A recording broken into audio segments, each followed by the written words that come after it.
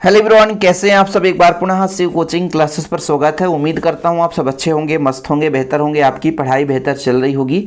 बच्चों, हिंदी के जो भी क्वेश्चन आंसर हम आपको कराएंगे वो एमपी बोर्ड के लिए रहेगा, पहले से मैं बता रहा हूं।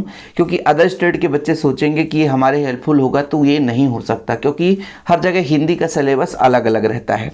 इसलिए बच्चों, एमपी बोर्ड के लिए हिंदी का जो भी सिलेबस यहाँ पर मैं कराऊँगा, जैसे आज महत्वपूर्ण क्वेश्चन आंसर लेकर आया हूँ कक्षा 12वीं का, तो आप लोग इसे तैयार जरूर कर लें। और हिंदी का जो एक अलग से प्लेलिस्ट बना हुआ है उसमें रेगुलर हर दूसरे तीसरे दिन वीडियो जाएंगे। ग्रामर पोर्शन को लेकर, क्वेश्चन आंसर को लेकर, कैसे क्या स्ट्रेटजी रहेगा हिंदी का, वो पूरा कंप्लीट आपको मिलता रहेगा। तो चलिए शुरू करें बच्चों। चैनल पे पहली बार आए, चैनल को सब्सक्राइब कर लें। ये पहला चैप्टर का महत्वपूर्ण प्रश्नोत्तर है, आत्म परिचय और एक गीत का।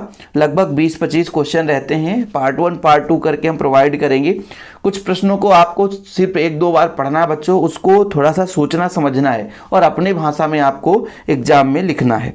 और यहाँ पे मैं आपको बता दूं बच्चों कि यदि किसी भी बच्चे को नोट्स चाहिए हिंदी का, तो ये मेरा व्हाट्सअप नंबर है। इस नंबर पर आप डायरेक्ट कॉल करके भी जानकारी ले सकते हैं। एक छोटा सा अमाउंट लिया जाता है पीडीएफ नोट्स के लिए बच्चों, शिव कोचिंग क्लासेस का। हाँ, एमपी बोर्ड के लिए 12th का हिंदी का जो पीडीएफ है वो अवेलेबल हो गया है।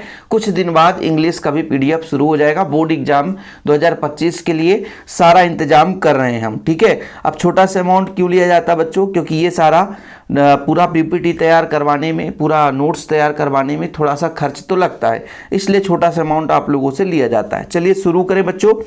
पहला प्रश्न है, जिस दिन जल्दी जल्दी ढलता है गीत बच्चन के किस काव्य संग्रह से लिया गया है? तो निशा निमंत्रण से लिया गया बच्चों, निशा निमंत्रण से। कई बार क्वेश्चन पूछा गया है, ये ऑब्जेक्टिव में भी पूछा जाता है, रिक्त स्थान में भी, सत्ता सत्र में भी, तो क्वेश्चन घुमा सकता है, इसलिए जरूरी है, ठीक है। अगला प्रश्न है, हो न जाए पथ में रात कहीं सोच सोच कर जल्दी जल्दी कौन चलता बच्चों? तो पंथी चलता है, ठीक है। किसका ध्यान करके चिड़ियों के परों में चंचलता आ जाती है? मतलब चंचलता किसका ध्यान करती हैं? ठीक है, चिड़िया, जिससे उनके मन में चंचलता आ जाती है। तो अपने बच्चों के प्रति। वैसे भी हर एक के माँ बाप यदि अपने बच्चों के बारे में जानते हैं कि बच्चा अच्छा पढ़ता है, अच्छा मेहनत करता है, तो उनके मन में उत्साह उत्पन्न हो जाता है, खुशियाँ आ जाती है। जैसे आप 12th क्लास में हो और अच्छा रिजल्ट लाओगे, अपने स्कूल में टॉप करोगे, हो सकता है जिला में टॉप कर दो या अच्छे नंबर आ जाएं आपके, है ना, तो माता पिता को गर्व होता है कि भाई हमारे बच्चे कुछ अच्छा कर रहे हैं, पढ़ाई कर रहे हैं, मेहनत कर रहे हैं। ऐसे ही चिड़िया जो होती हैं अपने बच्चों के बारे में जब सोचती हैं तो उनके मन में क्या आ जाता है? चंचलता आ जाता है।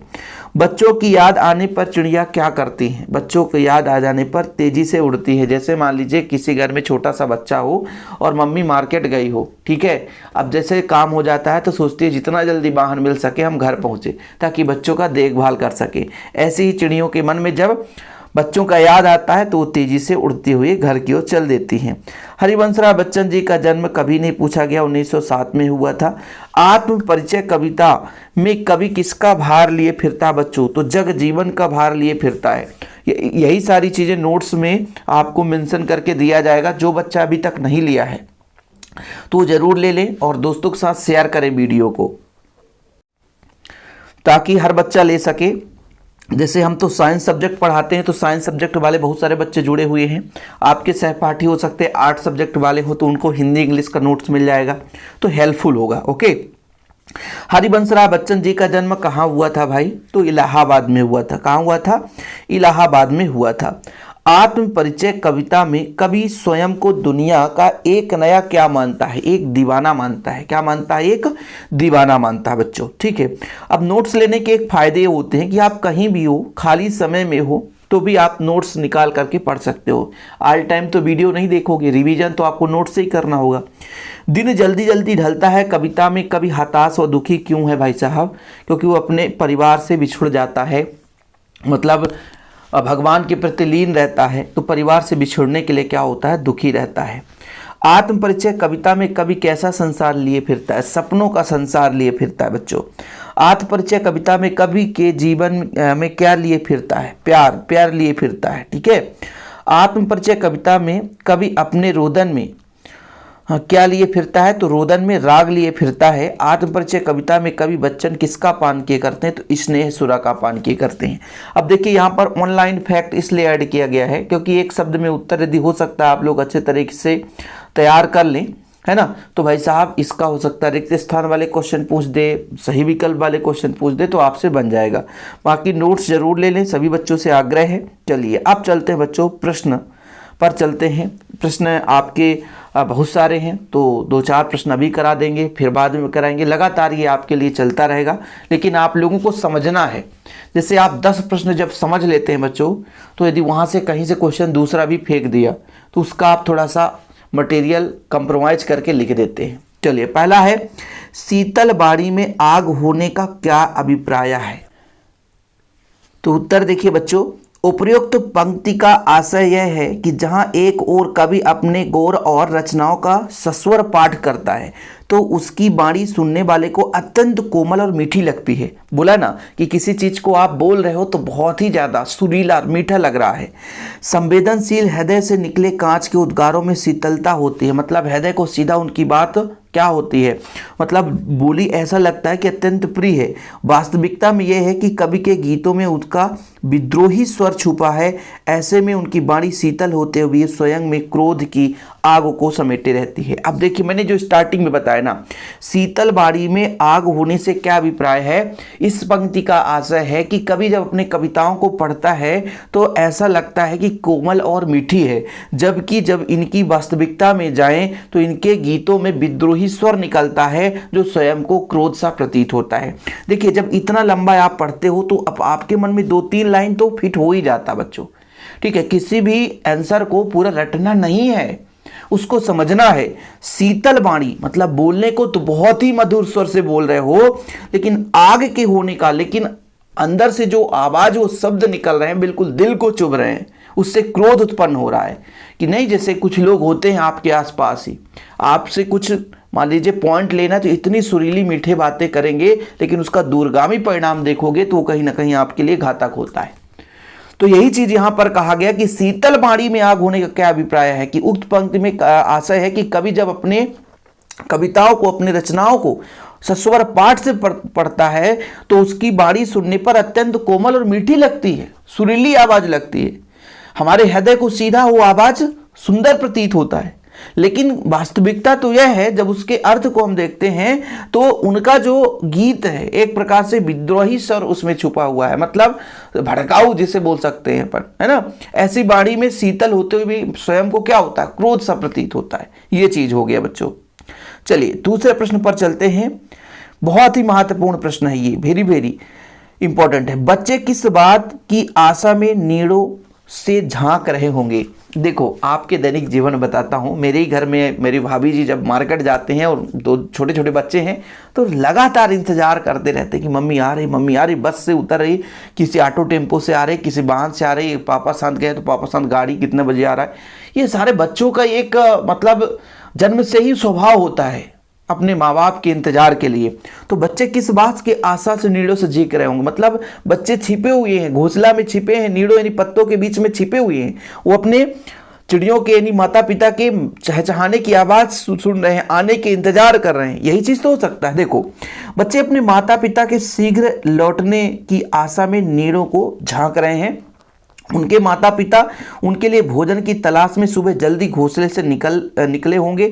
ऐसे में भूख से व्याकुल व्याकुल एवं माता पिता के वात्सल से वंचित बच्चे अपने अभिभावकों के जल्दी जल्दी घर लौटने का प्रतीक्षा में आकुल रहे होंगे। इस प्रकार कहा जाता है कि माता पिता के सानिध्य में प्रत्याशा में बच्चे नीड़ों से झांक रहे होंगे। यहाँ पे बच्चों नीड़ों होगा, ठीक है ना, ये थोड़ा सा ये नीड़ों से झांक रहे होंगे, ठीक है, नीड़ों से झांक रहे होंगे। अब देखिएगा यहाँ पर ये बोला गया, मैंने आपको क्या बताया, एक सबसे बढ़िया एग्जाम्पल बताया कि जो बच्चे होते हैं अपने माँ बाप का इंतजार हमेशा करते हैं। माँ बाप कहीं भी चले जाएं, बच्चे हमेशा सोचते हैं कि कब हमारे माँ बाप आएंगे।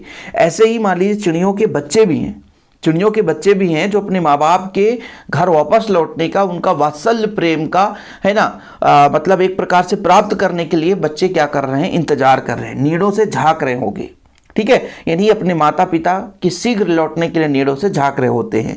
क्योंकि भाई देखिए, कोई भी अपने बच्चे के लिए, भाई कितना भी कैसा भी कोई भी हो, अपने माँ बाप अपने बच्चों के लिए भाई अति प्रेम रखते हैं, अति प्रेम, उससे ज़्यादा कोई प्रेम दे ही नहीं सकता।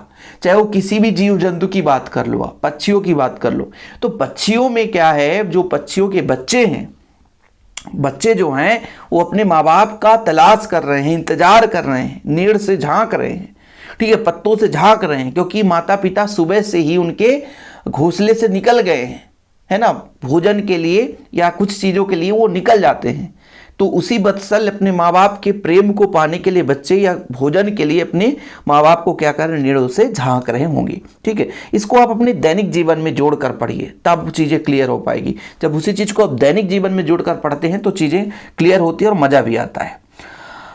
आगे देखिएगा, कवि जग जीवन को भार स्वरूप क्यों समझता है? देखिए इसका उत्तर देखिए, कवि जगजीवन को भार स्वरूप इसलिए समझता है क्योंकि वह जीवन को प्रेम, मस्ती, आनंद एवं सौंदर्य से परिपूर्ण मानता है, जबकि संसार इनसे दूर कहीं कोरी कल्पनाओं में डूबा हुआ है। संसार को प्रेम, मस्ती एवं आनंद से कोई मतलब नहीं, वह तो ईर्ष्या, द्वेष और आदि भावनाओं से ही जकड़ा रहता है। देखिए कवि का तात्पर्य यह है यहाँ पर कि कवि सबसे ज्यादा किस पर विश्वास करता है? प्रेम पर, है ना, आनंद पर, मस्ती पर, मतलब जीवन जो है अच्छे तरीके से जीने पर उनका विश्वास है। लेकिन इस संसार में लोगों के प्रति ईर्ष्या, एक दूसरे के प्रति द्वेष, लोगों के प्रति जलन, मतलब संसार में जो व्यक्ति हैं वो केवल अपने हित की बात चाहते हैं, एक दूसरे से द्वेष करके, एक दूसरे से नफरत करके, चीज़ों को बहका करके, लोगों को लड़ा करके सिर्फ अपना काम साधने में लगे हुए हैं। इस संसार का रीति है। इसीलिए कहता है कवि कि ये पूरा जीवन भार है, पूरा संसार जो है भार स्वरूप है। हम जहां प्रेम खोजते हैं, जहां आनंद खोजते हैं, जहां सौंदर्य खोजते हैं, वो वास्तविकता संसार में नहीं है। ठीक है, कवि कहने का तात्पर्य, कवि का आशय ये है कि हर व्यक्ति के मन में प्रेम होना चाहिए, सौंदर्य, मस्ती होना चाहिए, जीवन जीने की अच्छी कला होनी चाहिए। ये जो हमारा शरीर है, जो पार्थिव शरीर है, ये एक बड़ा ही अनमोल है, ऐसे ही आसानी से प्राप्त नहीं हुआ है। इसे हमें यूं ही नहीं गंवाना चाहिए, ना ही व्यर्थ में इसे जाने देना चाहिए। जो समय है उसका सही उपयोग करें, मन में प्रेम रखे, दूसरों के प्रति प्रेम रखे, सबके मन में एक आनंद भरी जीवन होनी चाहिए। तो कवि का तात्पर्य यह है कि अच्छा जीवन जीने के लिए संसार में प्रेम नहीं है, सौंदर्य नहीं है, बल्कि उसके जगह ईर्ष्या, द्वेष, घृणा, ये सारी चीजें हैं। इसलिए कहता है कि जग जीवन जो है बच्चों एक भार स्वरूप है, ये पूरा संसार एक भार के रूप में है। ठीक है, चलिए अगला क्वेश्चन है, कवि कैसे जीवन की कामना करता है? कवि कैसे जीवन की कामना करता है? जैसे अभी आपने पढ़ा ना, कवि कैसे जीवन की कामना करेगा? कवि ये चाहता है कि हमारा जो जीवन है वो प्रेममय हो, आनंदमय हो, मस्ती हो, सौंदर्य हो, चारों तरफ सुंदरता हो, सब एक दूसरे के प्रति सजाग हो, लोग एक दूसरे से प्रेम करें, कोई किसी से घृणा ना करे, आनंदित रहें, सब एक दूसरे से खुश रहें। जबकि इस संसार में ऐसे लोग हैं जो ईर्ष्या कर रहे हैं, जो द्वेष कर रहे हैं, एक दूसरे से घृणा कर रहे हैं, जीवन को सही जीने का तरीका नहीं है उनको, पूरा मदमस्त हैं अपनी लाइफ में। ठीक है, कभी ऐसे जीवन की कामना करता है जो प्रेम हो, मस्ती हो, आनंद हो, सौंदर्य हो, भरपूर हो, मतलब सौंदर्य से भरपूर हो, जिनमें चारों तरफ सुंदरता हो, प्रेम रूपी मदिरा का मौसम हो, जहां वह केवल प्रेम रूपी मदिरा हो, मतलब प्रेम ही प्रेम हो, उसी में डूबकर आनंद विफोर हो जाए, कहीं कोई ईर्षा ना हो, द्वेष ना हो, कोई विचार ना हो, जिसमें यौवन की मदमस्त करने वाली उन्माद हो। कभी कैसे जीवन की कल्पना करना चाहता है? कैसे जीवन चाहता है? कि बिल्कुल सबके जीवन में प्रेम हो, सौंदर्य हो, मस्ती हो, सुंदरता हो, प्रेम रूपी मदिरा, मदिरा मतलब जानते हो ना बच्चों, ठीक है, तो ऐसा प्रेम रूपी मदिरा पी लें जिसका रस पीकर आनंद में डूब जाएं, भाव विभोर हो जाएं, मन में खुशियां ही खुशियां रहें, बार बार इधर उधर विचलित होने के प्रति नहीं होना चाहिए, एक दूसरे के प्रति घृणा नहीं होना चाहिए, को विचार ना होना चाहिए, मन में सीधा सीधा मदमस्त रहने का उन्माद होना चाहिए, प्रेम होना चाहिए। ठीक है, तो कवि कैसे जीवन की कल्पना करता आप सबको पता है। कवि चाहता है कि हमारे जीवन में प्रेम हो, सौंदर्य हो, आनंद हो, प्रेम रूपी मदिरा एक दूसरे ऐसे पान कर लें कि आनंद से भाव विभोर रहें, लोगों के प्रति घृणा ना हो, नफरत ना हो, ईर्ष्या ना हो, द्वेष ना हो, ऐसे जीवन की कामना करता है। इसको 1-2 बार पढ़ोगे तो ऑटोमेटिक याद हो जाएगा। आत्म परिचय कविता में कवि संसार को क्या संदेश देना चाहता है? आत्म परिचय कविता में संसार को क्या संदेश देना चाहता है? आत्म परिचय कविता में हरिवंशराय बच्चन द्वारा रचित कवि संसार को मस्ती का संदेश देना चाहता है। कहता भैया प्रेम रूपी मदिरा पीकर खुश रहो, आनंदित रहो, ऐसी मस्ती जिसमें संपूर्ण संसार मदमस्त होकर आनंद विभोर उठे, वह आनंदित होकर नृत्य करने लगे और इसी मस्ती से सदैव लहराता रहे। कितना बढ़िया है, कितना बढ़िया भाई बताया गया है। वैसे अब इसके बारे में बार बार वही बात आ रही है ना, हर प्रश्न में घुमा करके वही चीज आ रहा है कि कवि चाहता क्या है, कवि संसार को क्या संदेश देना चाहता है? संदेश देना चाहता है कि हमारी एक ऐसी जिंदगी होना चाहिए, हमारी एक ऐसे जीवन होनी चाहिए जिसमें प्रेम भरा हो, एक दूसरे के प्रति प्रेम हो, एक दूसरे के प्रति दया हो, हमारा जीवन मस्ती से भरा हो, आनंदमय हो, प्रेम रूपी मदिरा हो जिसके सेवन से सभी आनंदित रहें, सदैव हमारा जीवन लहराता रहे, खुशियों का दिन रहे, एक दूसरे के प्रति घृणा ना हो। इस तरीके से कवि जो है कविता के माध्यम से संदेश देना चाहता है। बाकी अगला पार्ट अगले वीडियो में कराएंगे। बच्चों फिर से एक बार मैं कहना चाहता हूँ, हर जगह व्हाट्सअप नंबर लिखा रहता है, जिनको भी PDF लेना है तो 96 85 29 91 49, ठीक है। ये मेरा पर्सनल नंबर है, जिसको भी नोट्स लेना है तो ये व्हाट्सअप नंबर है, आप कांटेक्ट कर सकते हैं और नोट्स ले सकते हैं। फिलहाल अभी के लिए इतना ही। जय हिंद, वंदे मातरम।